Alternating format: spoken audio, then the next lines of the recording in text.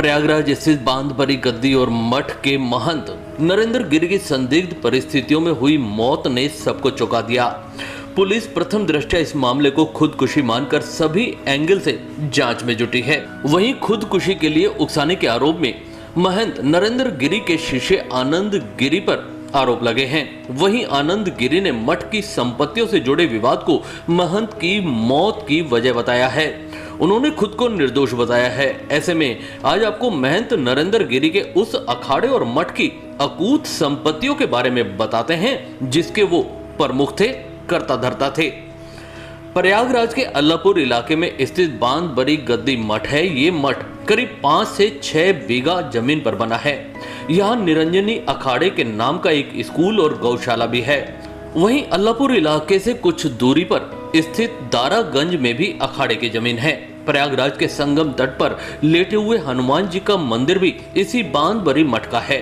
इस मंदिर में केवल प्रयागराज ही नहीं बल्कि आसपास के जिलों के भक्त भी दर्शन करने आते हैं।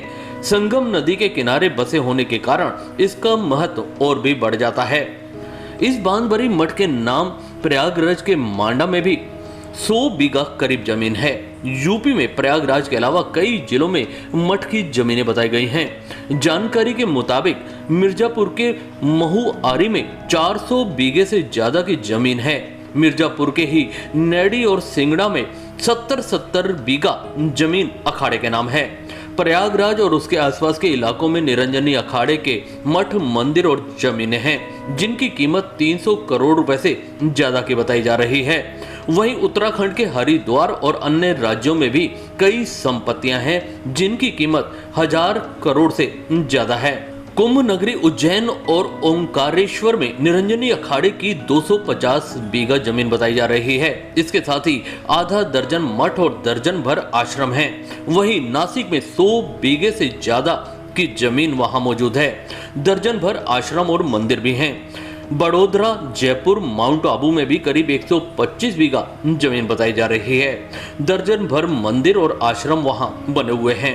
हरिद्वार स्थित मुख्यालय के अधीन भी दर्जन भर मठ और मंदिर बताए गए हैं। इसके अलावा यूपी के गौतम बुद्ध नगर में भी मंदिर और 50 बीघा जमीन है। बाबा भोलेनाथ की नगरी काशी में भी मंदिर, आश्रम के साथ साथ करोड़ों की जमीन वहां भी मौजूद है।